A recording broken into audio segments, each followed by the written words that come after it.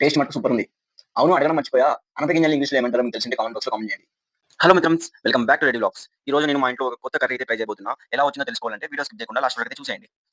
First మనకు కావాల్సిన ingredients: అనప గింజలు, దెన్ టమాటోస్, ఆనియన్, గార్లిక్, ఒక 4 dry chillies, normal chillies and curry leaves, tamarind, ఫైనల్‌గా వచ్చేసి టర్మరిక్ పౌడర్. ఫస్ట్ మనం దీంట్లో అయితే వాష్ చేసుకోవాలి నీట్‌గా. టమాటోస్‌ని అయితే మనం నీట్‌గా కట్ చేసుకునేసేయాలి. టమాటోస్ కట్ చేసుకునేసినాక ఇప్పుడు ఈ టమాటోస్ వచ్చేసి కుక్కర్‌లో అయితే వేసేయాలి. కుక్కర్‌లో వేసిన తర్వాత ఇప్పుడు ఈ కుక్కర్‌లోకి మనం కొన్ని వాటర్ అయితే వేయాలి. ఇంకా వాటర్ వేసిన తర్వాత దీంట్లో చిల్లీస్ కూడా వేసేయాలి. చింతపండు దీంట్లోనే వేసేయాలి.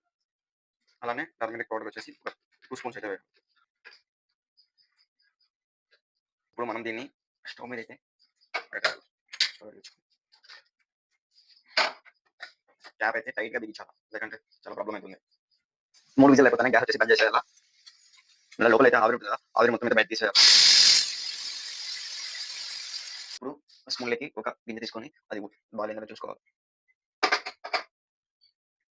బాగా ఉడికింది. ఇంకా కిందకి తీసేసింది. కిందకి తీసేసి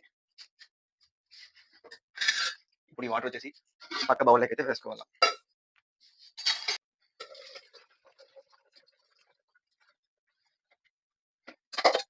ఇప్పుడు ఒకవేళ కారం ఎక్కువ అనిపిస్తుంది, అందుకోసం మనం కొన్ని చిల్లీస్ పక్కన అయితే పెట్టుకోవాలి.